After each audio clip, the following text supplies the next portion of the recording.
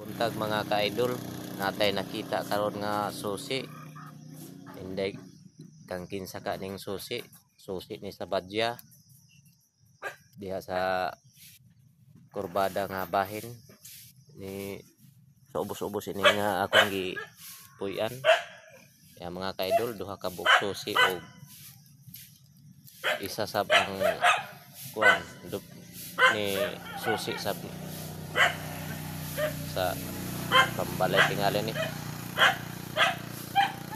pang parto ini sa Badya ini nga klase ya naka sintiri sa college ang iyang kuan ini iyang pang kuan gitakan sa susi. Kung kang kinsa ka ni mga ka-idol, i-remember ka ninyo sa kuha mga ka-idol.